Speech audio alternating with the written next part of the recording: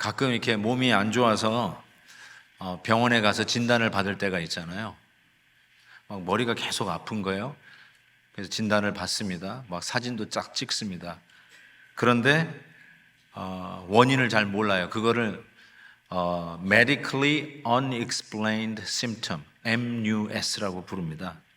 흔히 우리들에게 뭐 복통이 있고 요통이 있고 뭐 두통이 있고 어지럼증이 있고 식욕이 없고 또 불면증이 있어요. 그래서 왜 그런가 이렇게 조사를 해보면 딱히 이유가 없어요. 원인을 찾지를 못해요. 그걸 MUS라고 해요.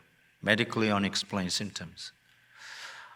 흔한 일인데, 그래서 우리가 하는 게 주로 증상 완화하는 그런 약을 먹어요. 두통이 있으면 그냥 두통약 먹고 두통을 좀 진정시키는 거죠. Without knowing what really caused. 그거를 왜 일어나는지 잘 몰라요. 오늘 야고보는 흩어져 있는 교회에, 디아스포라 교회, 이민교회에 지금 편지를 쓰고 있는데 교회 안에 싸움과 다툼이 있었던 것 같아요. 우리 베델교회 성도님들은 이 말을 잘 이해를 못할 것 같아요. 교회에서 뭐 싸워? 교회에서 무슨 다툼이 있나? 라고 할지 모르겠어요. 그렇지만 여러분 그 에피소드 아세요? 버스 안에서 두 사람이 싸워요. 네가 내 발을 밟았느니 뭐 하면서 막 싸우니까 뒤에 앉아있던 어떤 사람이 소리를 버럭 지르면서 여기가 교회인 줄 알아! 막 그러면서 야단을 쳤다라고 하는 웃지 못할 에피소드, 아마 여러분도 들어보셨을 거예요. 교회가 싸워요? 교회가 다툰다고요? 생소할 수 있지만 여러분이 단톡방에 올리는 험담 수준의 글을 보면 부부가 아무도 안 듣는다고 잠자리에 앉아서 A부터 Z, 장로님, 권사님, 집사님을 열거해 가면서 뒷담화하는 것을 생각해 보면 교회 안에 다툼과 싸움이라고 하는 이 증상, 심틈, 이런 것이 우리에게 두통같이 늘 있는 증상이 아닌가, 이런 생각을 해보게 됩니다. 근데 문제는 뭐냐면 그냥 증상이 있으니까 괜찮아 털어버려 이런 식의 탈레놀 정도 먹는 수준으로 증상만 완화시키는 게 아니라 야고보 선생님은 두통만큼이나 흔하게 있는 다툼과 싸움이라고 하는 이런 증상들이, 이런 심틈들이 교회 안에 있는 그 원인이 뭐냐? 그 원인을 마치 명의는 증상만 완화시키는 자가 아니라 그 원인을 찾아가지고 그 원인을 치료해서 증상을 치료하듯이 야고보 선생님은 우리 안에 있는, 교회 안에 혹 흔히 있을 수 있는 싸움과 다툼의 증상의 원인을 딱 집어내는 것이죠. 그래서 이렇게 얘기해요. 1절, 너희 중에 싸움이 어디로부터, 다툼이 어디로부터 나느냐? 원인을 찾겠다는 것이죠. 그러면서 1절 후반절에 이렇게 얘기합니다. 너희 지체 중에는 싸우는 정욕으로부터 나는 것이 아니냐. 너희는 욕심을 내어도 얻지 못하며 살인하며 시기하여도 능히 취하지 못함으로 다투고 싸우는도다. 너희가 얻지 못하면 구하지 아니하기 때문이다 라고 말씀을 합니다. 자, 그래서 저는 왜 우리 안에 다툼과 싸움이 있는가, 그 원인을 야고보는 이렇게 얘기합니다. 기도 결핍. 구하지 않기 때문이래요. Prayerlessness. 기도하지 않기 때문에 우리 가운데 이런 증상들이 나타나는 거죠. 그래서 unexplained 아니라 finally he's explaining to you, to us. 왜 이러한 싸움과 다툼, 시기, 질투가 교회 안에 있는가?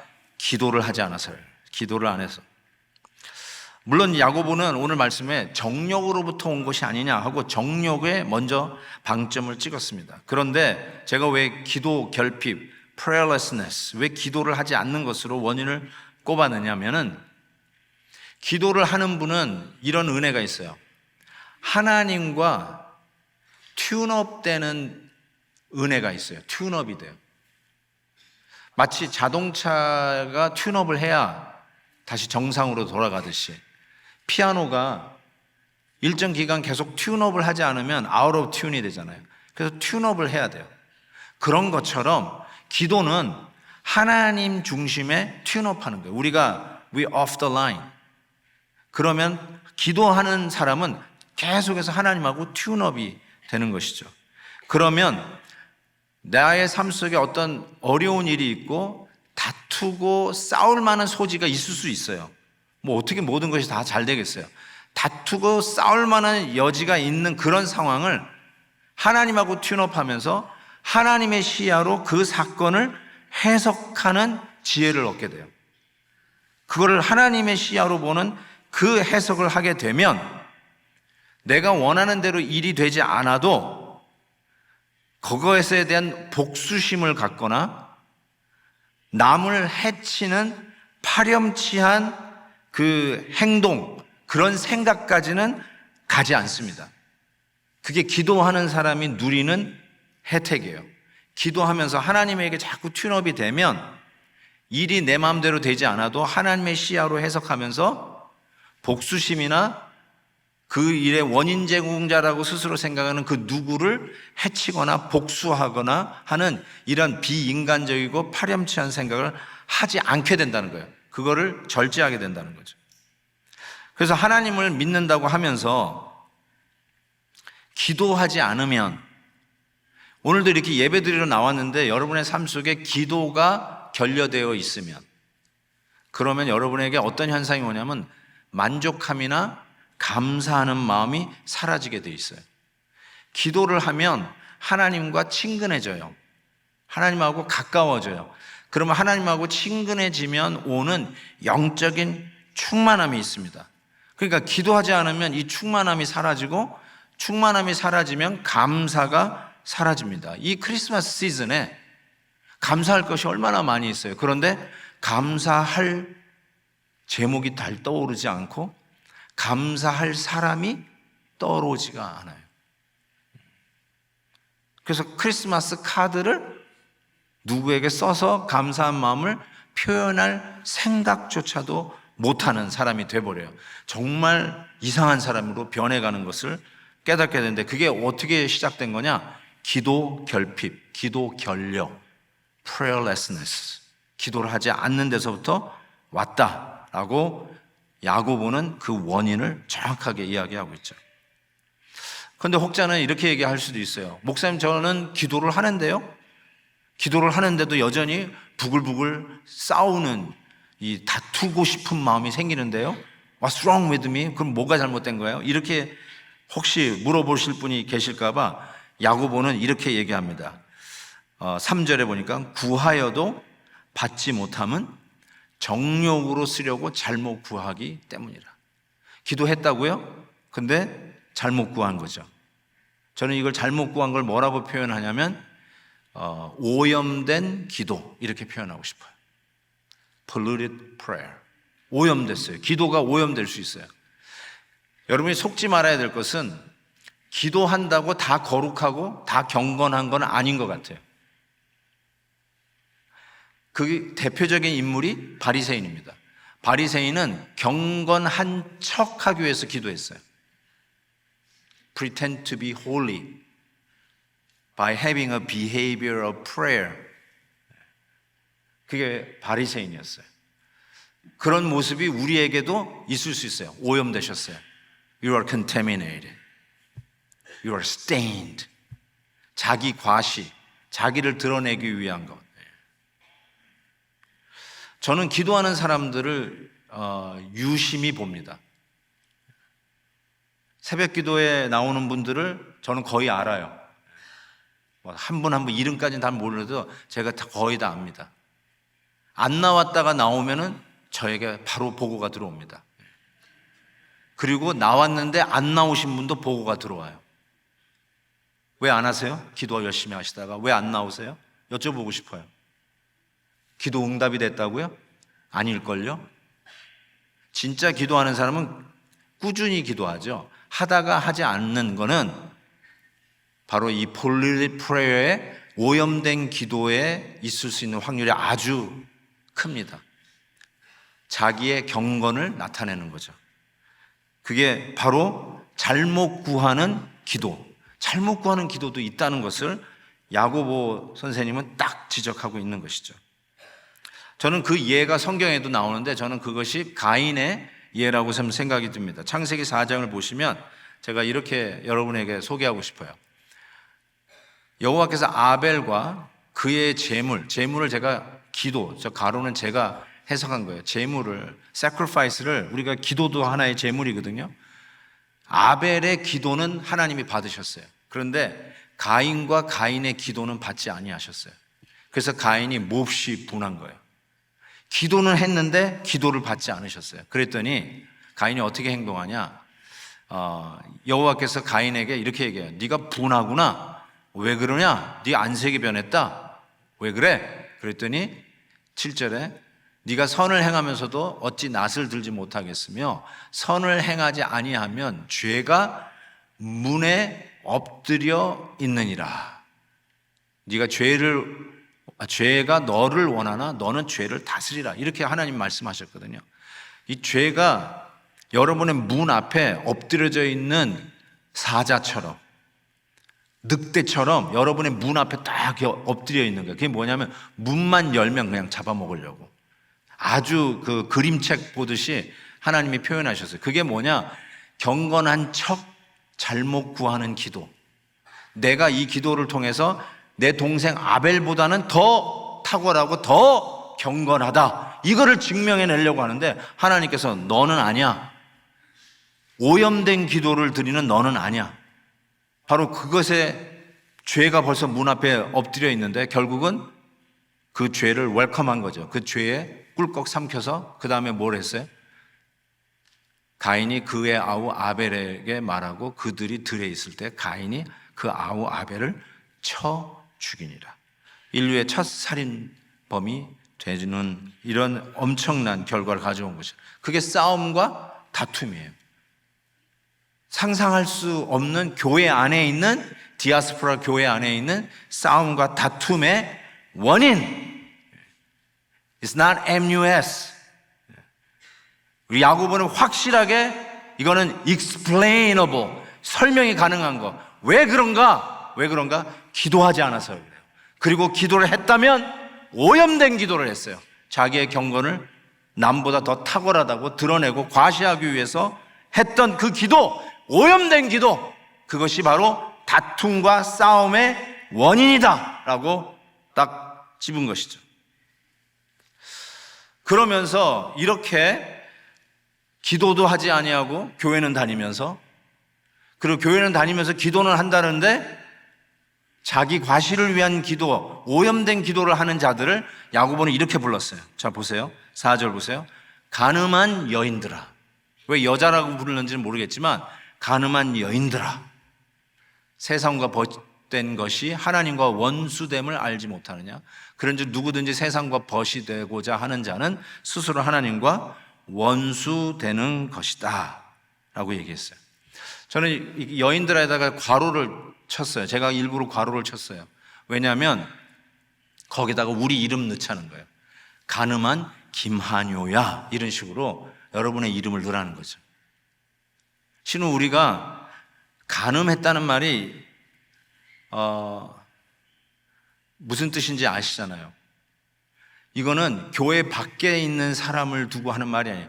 교회 밖에 있는 사람이요, 자기 마음대로 살고 남 험담이나 하고 싸우고 치고 받고 하는 거, 그걸 가지고 이 간음하는 사람, 그러지 않습니다. 교회 안에 있는 사람, 우리 안에 들어왔는데 우리끼리 싸워, 우리끼리 험담해. 혀가 지옥의 문을 여는 통로야. 그런 얘기하면서 수레바퀴를 태워. 수레바퀴가 무슨 뜻이냐면 삶의 근거예요. 우리 회사의 수레바퀴를 태우고 교회의 수레바퀴를 태우는 이 혀, 그런 자를 뭐라고 한다고요? 간음한 자라고 그래요. 교회 안에서 하나님의 뜻대로 행하지 못하는 자를 간음했다고 그러지, 교회 밖에서 사기치고 총 난사하고 마약 팔고 그런 사람 가지고 간음했다고 하잖아요. 그건 원래 악하고, 근데 교회 안에 들어와서도 그 짓을 한다? 간음한 여인들아, 이렇게 불렀다는 것이죠. 좀 섬찟합니다. 야고보가요, 타협을 하지 않아요. faith in action. Show me your faith through your action. 지금 계속 그거거든요. 사는 행동이 보니까 싸우고 있어요. 교회 안에서. 이 간음한 여인들아. 돌 맞아 죽을. 옛날 간음하면 돌 때려 죽였잖아요. 이 간음한 여인들아. 이렇게 부르고 있는 것이죠. 제가 지금까지 말씀을 한번 정리해 볼게요. 굉장히 긴 말씀인데 이런 뜻이에요. 기도하지 않는 성도들을 believers who do not pray는 누구냐? 바로 정욕으로 잘못 구하는 성도와 같아요. 이 정욕으로 잘못 구하는 성도는 교회에서 싸우며 다투는 성도를 얘기해요. 그 이유가 기도를 하지 않고 기도를 해도 자기 과시용으로 기도를 사용하기 때문에 그래요. 그리고 이 교회에서 싸우고 다투는 자는 누구냐? 간음하는 여인들이다. 이렇게 호칭을 줍니다. 간음하다고 그래요. You commit spiritual adultery. 그 다음에 그 다음 누구냐? 세상과 벗한 자예요. You are friends with this world. 그런 거는 자동적으로 You are enemies against God.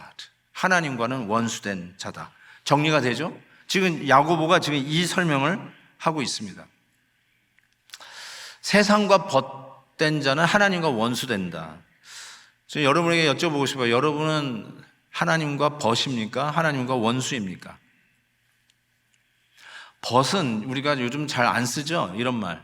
You are my 벗. 이런 말 안 써요. 친구라고 하죠. 친구란 말 쓰는데 친구는 누굴까요? 친구는 누구예요?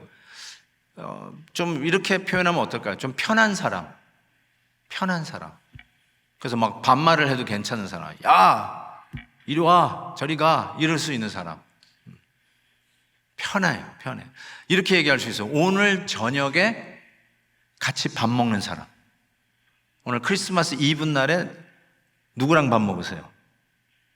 편한 사람하고 밥 먹을 거 아니에요. 주로 가족들이죠. 아니면 내일 크리스마스 예배 드리고 점심이나 저녁 누구랑 먹을 계획을 갖고 계세요? 편한 사람. Usually your family. 그렇죠? 우리 가족들하고 편한 사람하고 밥을 먹을 거예요. 자, 그러면 여러분이 지금 같이 밥 먹고 약속되어 있는 그 편한 사람이 누구예요? 그게 세상이면 여러분은 세상과 벗이에요. 근데 하나님이면 하나님과 벗이에요. 누구랑 편하게 식사를 하실 계획인가요? 그 자리에 모여서 뭘 그렇게 편하게 이야기하실 건가요? 음담패설이나 하고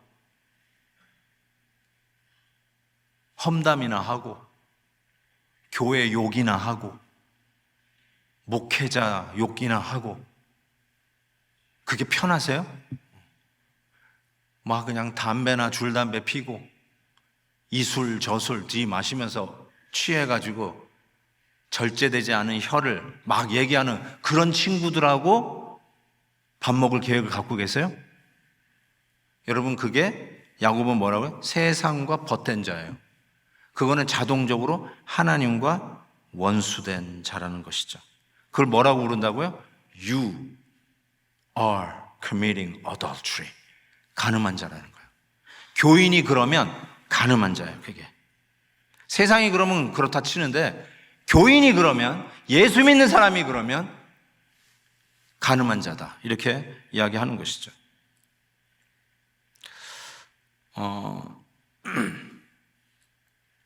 진짜 술, 담배 막 하시지 마세요. 네, 술, 담배 하지 마세요. 그 일부 예배 끝났더니 한 장로님이 저에게 오시더니 자기는 어렸을 때 담배 밭을 해서 담배를 키웠대요. 그러면서 이렇게 얘기하더라고요. 자기 집안은 담배를 피는 사람이 없대요. 왜냐하면 담배를 재배하다 보니까 담배가 얼마나 이 독한 건지를 안대요. 어떻게 독한데요? 그랬더니 담배 그 잎을 이렇게 다 따가지고 이렇게 말린 후에는 이 아궁이에다 불을 해가지고 이거를 찐대요. 그러면 그 담배 그 잎을 찌면 그 노르스름하게 된 거는 이제 담배를 만드는 데로 가고 약간 좀 얼룩 있는 건 자른대요. 이렇게 상품 가치가 떨어지니까. 근데 그거를 이렇게 썰어가지고 옛날에 다 재래식 화장실이니까 재래식 화장실에다가 딱 뿌리잖아요. 그러면 그 안에 있는 구데기가 다 죽는데요. 그러니까 이게 얼마나 독하냐는 거예요. 그리고 자기는 그거 봤대요. 그러니까 담배 연기 들어가면 몸에 있는 구데기를 다 죽여서 먹나? 자기가 그 정도로 약해. 그러니까 이게 담배가 얼마나 못된 거예요. 이 자기 몸을 다 죽이는 걸 모르고 이렇게 담배들을 피시는 거예요. 오늘 크리스마스 날 다 담배를 끊는 역사가 있기를 주의 이름으로 축원합니다. 진짜로 그래요. 어쨌든 여러분 누가 편하세요? 이 얼바인은 담배를 못 피게 돼 있어요. 여러분 걸어가도 담배를 피시면 안 돼요. 경찰이 잡아요. 얼마나 좋은 동네에서 사는 겁니까, 여러분? 진짜로. 그래서 이렇게 담배 냄새 나면요, 막 역겨워가지고요, 걷는 것도 막 숨을 이렇게 쉬지 못할 정도로 얼마나 독합니까? 그러니까 누가 피면 그냥 신고하면 경찰이 데려가요. 그러니까 제발 좀 담배를 함부로 피지 않았으면 참 좋겠다는 생각이 듭니다. 어쨌든 우리들에게 담배 피는 그런 사람이 내 친구인가? 그냥 술 벌컥벌컥 들이마시면서 얼큰하게 취해가지고 이 말 저 말 막말하는 그런 사람이 여러분의 친구인가? 아니면 경건한 자, 예배를 드리는 자, 하나님을 사랑하는 자, 만나면 격려하고 참 연약한 자를 도와주고 하나님이 원하는 일들을 하기 위해서 가슴이 뜨거워지는 자, 그런 사람들과 친구가 되어서 진정 하나님의 친구 된 자인가? 한번 여러분 스스로를 돌아볼 수 있기를 바라요. 많은 경우에 우리도 수많은 실수와 넘어짐 속에서 내가 영적 가늠한 자가 맞구나 라는 생각을 아마 하실 겁니다. 자, 그러면 야고보는 우리를 향해서 너는 이 세상에 가늠한 여인들하고 똑같다라고 정죄를 하고 끝난 것이냐? 아니에요. 야고보는 그러한 영적 가늠한 자를 어떻게 회복시킬 수 있느냐, 영적 가늠 치유 방법까지 알려주셨어요. 자, 오늘 5절 말씀에 이렇게 되어 있어요. 너희는 하나님이 우리 속에 거하게 하신 성령이 시기하기까지 사모한다 하신 말씀을 헛된 줄로 생각하느냐. 성령이 시기하기까지 사모한다. 이 말씀이요, 이제 영어 번역도 이렇게 보시면 여러 가지 번역이 있어요. 그래서 성령, 한국말은 이제 Holy Spirit이라고 했는데 영어 성경에 보면 small letter s, 그래서 뭐 영혼 이런 식으로 번역한 것도 있어요. 근데 저는 저 한국말 성경을 따라갑니다. 자, 이거를 제가 설명해 볼게요. 성령의 시기함은 부정적인 게 아니에요. 원래 시기, 질투는 악한 거예요. 죄된 모습이에요. 우리의 욕심이에요. 다툼과 싸움의 근원이에요. 그게 시기에서 나와요. 우리 인간들은. 그렇지만 하나님도 시기하신대요. 근데 우리 안에 있는 성령 이렇게 얘기하는데 예수님께서 승천하시면서 우리에게 보혜사를 약속하셨어요. 보혜사는 성령의 또 다른 이름이에요. 성령님이 우리 안에 내재하십니다. Holy Spirit dwells in us. 우리 안에 거하는 이 성령이 He gets jealous of us. He gets jealous. 우리를 질투하신대요. 우리를 시기하신대요. What does that mean? 성령이 왜 우리를 시기하실까? 심지어는 저는 이 성령이 시기하는 말이 로마서 8장에 성령의 탄식하고 연결이 된다고 생각해요. 이와 같이 성령도 우리 연약함을 도우시나니 우리는 마땅히 기도할 바를 알지 못하나 오직 성령이 말할 수 없는 탄식으로 우리를 위하여 친히 간 거예요. 우리 안에 계시는 성령께서 우리를 탄식함으로 기도해 주신대요. 이 탄식이라는 말이 이런 거예요. 우리의 몸이 하나님의 성전이잖아요. 하나님이 계시니까 it's a holy temple인데 몸을 막 쓰는 거예요. 아까도 얘기한 것 같이 자꾸 이 굴뚝으로 내 몸을 만드는 거예요. 줄담배를 피면서 그때 성령께서 탄식한다는 거죠. 탄식. 아유, 주님의 몸 된 이 몸을 예수님의 몸이라고 부르는 우리의 몸을 어떻게 이렇게 함부로 쓰냐. 그러면서 탄식하는 거예요. 그러면서 그렇게 쓰면 안 되는데, 건강을 잘 지켜야 되는데, 그렇게 막 알코올을 들이부으면 안 되는데, 그러면서 안타까워 하시는 거예요. 그게 젤러스예요. 몸을 그렇게 쓰면 안 돼. 그렇게 몸을 함부로 놀리면 안 돼. 건강을 지켜야지. 그러면서 성령께서 시기하시고 젤러스 하시고 탄식하신다는 거예요. 우리 애들이요, 한번 생각해 보세요. 마약을 한다고 한번 생각해 보세요. 부모님이 어떻게 할까요? 탄식하는 거예요. 야, 그거 먹으면 안 돼. 너 그게 얼마나 몸에 해로운 줄 아니? 이런 말을 하잖아요. 자녀들의 안녕을 생각하고. 자녀들이 예를 들어서 줄 담배 한다고 그래요. 다 커서 이제 말릴 수도 없어요. 그런 말을 하시지만 그래도 아시잖아요. 탄식하잖아요. 아유, 제가 이렇게 몸을 함부로 하면 안 되는데 탄식하시잖아요. 정확하게 그런 것처럼 우리 하나님께서, 우리 안에 거하시는 성령께서 우리가 하나님이 기뻐하지 않는 일, 우리 몸을 망가뜨리는 일, 죄된 일을 하면 시기하신다는 거예요. 그러면 안 되는데 하고 탄식하신다는 거예요. 성경에 호세아서가, 참 호세아는 선지자예요. 이 선지자가 하나님으로부터 특별한 명령을 받아요. 그게 뭐냐면 음란한 아내 고매를 버리지 말고 끝까지 계속 챙기라는 거예요. 집에 왔는데 아내가 안 보여. Honey, where are you? 봤더니 딴 남자한테 가 있어요. 그런데 이 호세아 선지자는 그 음란한 자기 아내를 찾아가서 다시 집으로 데려와요. 그리고 다시 예쁘게 단장해주고 밥 먹여주고 옷 입혀주고, 그리고 또 일 갔다 왔더니 허니 했더니 또 없어. 어디 갔나 했더니 또 딴 남자한테 또 갔네. 그리고 또 가서 또 데리고 와. 그런데 또 그 다음날 봤더니 또 없어졌어. 또 룰룰랄라 또 딴 남자한테 또 갔어요. 3-4번 끝 이래야 되는데 또 가서 데려오래요. 하나님이 호세아 선지자에게 또 가서 데려오래요. 또 가서 데려오는 거예요. 왜 이런 이야기를, 왜 선지자 호세아는 무슨 운명의 장난이라고 그러나 왜 이런 명령을 받았을까요? 얘기해 주시죠. 하나님이 우리를 향한 시기하시는 사랑, 거룩한 질투가 정확하게 이런 것이다. 우리가 가늠한 여인들이에요. 얼마나 교만한지 몰라요. 자기가 제일 잘났어. 기도하는 모습도 거룩한 척하기 위해서 하는 바리새적인 모습이 내 안에 있어요. 그래서 일 터지기 전에는 기도를 안 해. 일이 터져야만 기도해. 일이 있어야 기도해. 그게 뭐예요? 영적 간음이죠. 하나님하고 친근하지가 않고 친하지가 않고 세상과 친한 나의 모습을 보는 것이죠. 자, 이런 나의 모습 속에서도 하나님이 야, 3-4번 너 이제 끝났다 하지 아니하시고 호세아 선지자를 통해서 내가 너를 계속해서 불러오겠다. 이게 거룩한 하나님의 질투예요. 저는 이것이 크리스마스라고 생각해요. 이게 Spirit of Christmas예요. 이게 하나님의 거룩한 질투의 하이라이트가 크리스마스라고 생각해요.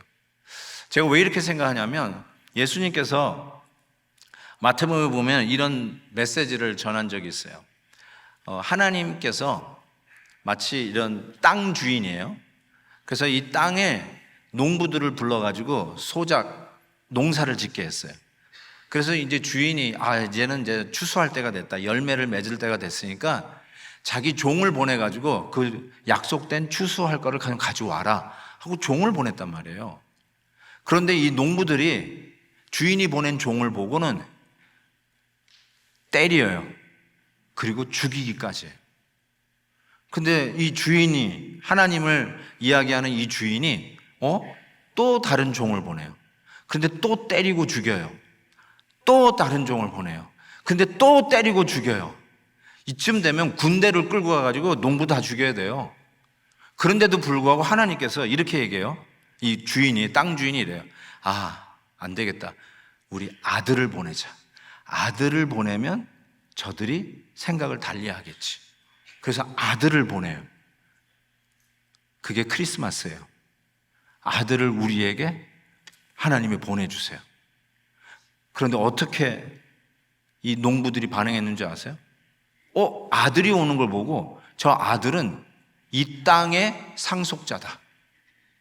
고로 저 아들을 죽이면 이 땅은 우리 차지다. 이렇게 생각해가지고 그 아들마저 죽여요. 그게 십자가예요. 우리 목사님들끼리 서로 쉐어하는데 이런 말씀을 했는데 딱 이게 남는더라고요. 여러분 집에 크리스마스 추리 장식을 해놨잖아요. 근데 이게 전통적으로 크리스마스 추리를 고난주간 부활절까지 두는 거래요. 그러면 저 크리스마스 추리를 고난주간에는 그 추리를 가지고 십자가를 만드는 거래요. 주님이 오신 거를 기뻐하면서 저렇게 이쁘게 장식하지만 실은 그 추리가 나중에 예수님이 십자가에 달려 죽으시는 십자가 나무가 되는 것이죠. 정확하게 그런 것 같아요.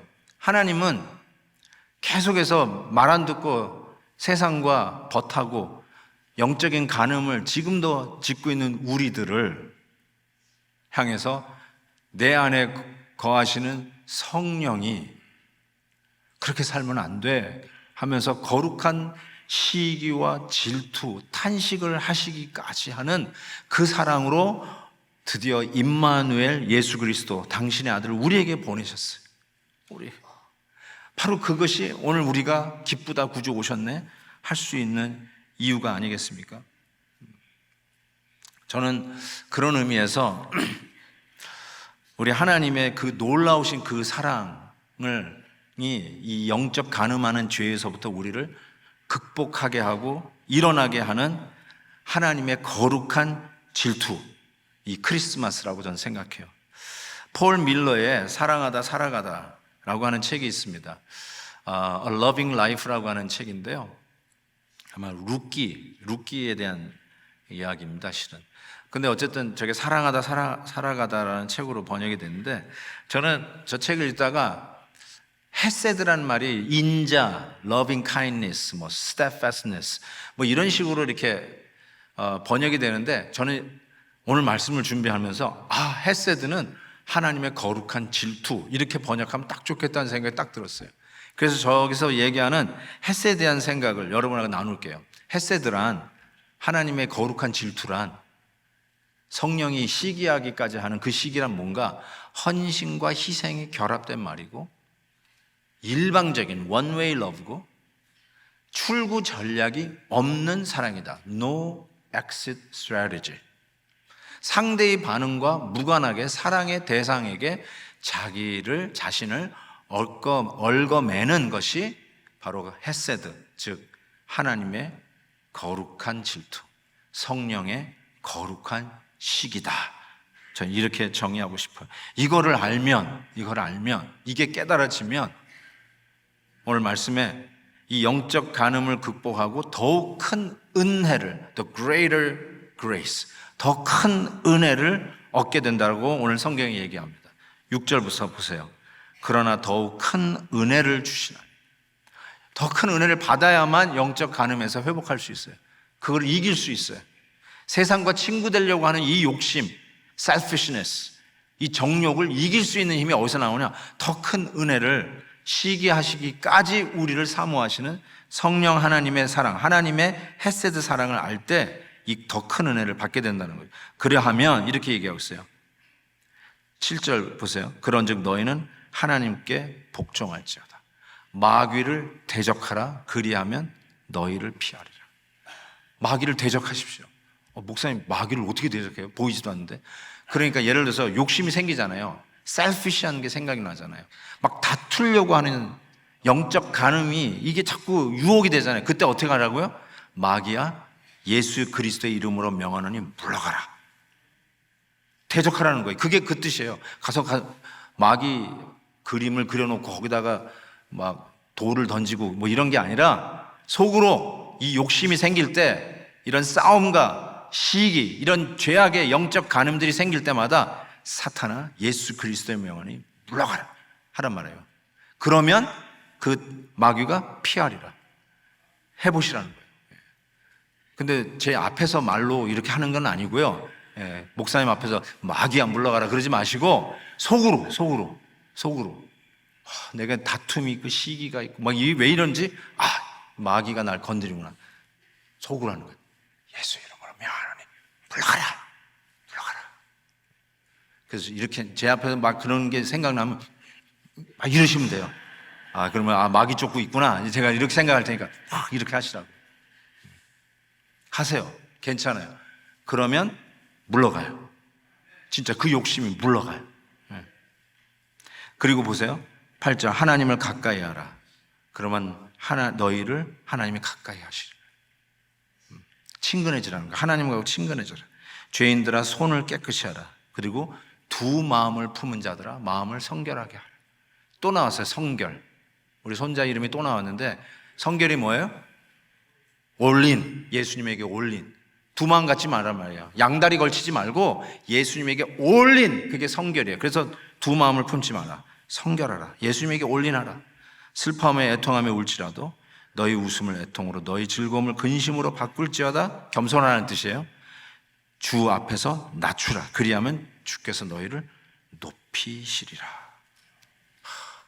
이게 영적 간음하는 이 시대를 향한 해법이에요. 해법. 어떻게 이걸 극복하는가? 내 안에 계시는 성령 하나님께서 시기하시는 그 은혜를 기억하라. 그러면 더 큰 은혜를 받게 되고, 더 큰 은혜는 내 안에 있는 이 싸움과 이 다툼을 넉넉히 밀어내고 물리칠 수 있는 힘을 얻게 된다라는 것이죠. 그게 바로 크리스마스 스피릿이죠. 그게 예수님을 우리에게 보내신 하나님의 시기하시는 그 마음의 절정, 하이라이트가 이 크리스마스죠. 여러분에게 도전합니다. 싫어하는 사람이 있으세요? 그 사람만 보면 막 소화가 안 되고 그냥 막 부글부글 끓고 그런 분 계세요? 그럴 수 있죠. 우리가 완벽한 사람도 아닌데. 그런데 예수 믿는 사람으로 어떻게 하실 거예요? 예수 믿는 사람이 계속 그러고 사실 거예요? Shame on you. 부끄러운 줄 아셔야죠. 예수 믿는 사람이 아직도 싸움과 그런 분노와 질투와 이 죄악의 시기를 가지고 그러고 그냥 사실 거예요? 그냥 이러고 살 거예요. 그래요? 그러면 마지막 순간에 하나님 앞에서 부끄럽지 않을까요? 마지막 하나님 앞에 임종 예배를 드리는 성도의 그 고백이 저는 자꾸 떠올라요. 마지막 임종 예배를 드리는데 죽을 힘을 다해서 회개를 하더라고요. 죽을 힘을 다해서 목사님에게 험담한 거 회개합니다. 험담한지 내가 어떻게 알아요? 자기가 고백하니까 알지. 그게 걸리나 봐요. 그게. 여러분 마지막 순간에 아직도 싸우고 아직도 다투는 그런 모습으로 그냥 가다가 천국 갈 거라고요? 천국 갈까요? 그러고 사실 거예요? 거기에 대한 어떤 가책도 없으십니까? 천국 가나 안 가나 상관 안 하는 그런 거 아니에요 혹시? 예수 믿는 사람이라면 그렇게 살면 안 되고 영적 간음하면서 살면 안 되잖아요. 해결해야 될 거 아니에요. 어떻게 해결해야 되는지 오늘 말씀하셨잖아요. 나를, 이 고멜과 같은 나를 끝까지 찾아오시고 악한 농부와 같은 나에게 또 종을 보내시고 심지어는 아들까지 보내신 게 크리스마스 아니에요. 나를 건져내시기 위한 그 은혜를, 우리가 더 큰 은혜를 누린다면 우리가 하나님 앞에서 바로 설 수 있지 않을까요? 하나님이 기뻐하시는 진정한 크리스마스를 셀리브레이션 할 수 있지 않을까요? 이 큰 은혜가 수술 칼이 되어서 오늘 우리를 하나님이 수술해 주시기를 진심으로 바랍니다. 저는 이 수술을 겸손 수술이다 이렇게 말씀드리고 싶어요. 이 수술을 받으면 겸손해집니다. 이 수술을 받으면 내 혀가 세우는 말을 하지 불태우는 지옥의 불을 바라는 말을 하지 않습니다. 이 수술을 받으면 우리 하나님 앞에서 영적 간음에서부터 넉넉히 이길 수 있는 건강을 회복하게 됩니다. 하나님이 우리 안에 두신 성령 하나님의 시기라고 부르는 메스, 수술 칼로 영적 간음에 병을 앓고 누워있는 우리 수술대에서 하나님이 수술해 주셔서 진정 크리스마스를 셀리브레이션 할 수 있는 믿음의 자녀들로 거듭나 하나님의 영광 위에 사는 우리 모두가 되었으면 좋겠습니다. 설교를 마무리하면서 한 가지 부탁을 드리고 싶은 것은, 오늘의 주인공은 누굽니까? 예수 그리스도. 그러면 오늘 저녁 테이블에 혹은 내일 식사 테이블의 주인공은 누구십니까? 예수님이세요. Don't you want to invite him over to your dinner table? Of course. 예수님 초대하고 싶지 않으세요? Friend. 예수님이 버시면 예수님을 여러분의 식탁에 초대하고 싶지 않으세요? 전 맛있는 거 먹어도 예수님 생각나는데, 예수님하고 나눠 먹고 싶어서. 제가 사과를 좋아하는데 사과 너무 맛있는 거 먹으면요 예수님 생각이 나. 예수님이 이 사과는 못 먹어봤을 것 같아. 팔레스타인에 이런 사과가 없을 것 같아. 그런 마음이 들어서 예수님과 나눠 먹고 싶은데, 여러분 오늘 크리스마스 예수님 오신 날 예수님을 여러분의 디너 테이블로 초대하고 싶을 것 같아요. 그래서 저도 이렇게 결심을 했어요. 우리도 가족이 모이면 만만치 않습니다, 사이즈가. 그럼에도 불구하고 그곳에 엠티 체어를 놓을 생각이에요. 일부러 야 비좁아도 야 그 자리는 비워놔. 그러면 애들이 물어볼 거 아니에요. Why? 그러면 예수님이 앉을 자리예요. 저 그렇게 하려고 그래요. 그래서 우리 아이들에게 참 이 크리스마스의 주인공 참 예수님이지. 예수님을 우리 가정에 모셔야지. 그러면서 우리 아이들에게 진정한 교육이 될 것 같아요. 그 예수님이 우리 디너 테이블에 와 앉아 계시다면, 사랑하는 우리 베델 성도 여러분, 그 자리에서 싸울까요? 그 자리에서 다툴까요? 그 자리에 없는 사람을 험담할까요? 아니죠. 이 시대의 주인공, 우리를 구원하실 그 예수님, 여러분을 끝까지 참아내시고 오늘도 여러분을 영접해드리며 여러분의 디너 테이블에 초대받기를 원하시는 그 예수님, 겸손 수술 받으시고 영적 간음에서 회복되시고 우리 주님과 프렌드, 벗이 되시는 놀라운 은혜가 있기를 주의 이름으로 축복합니다.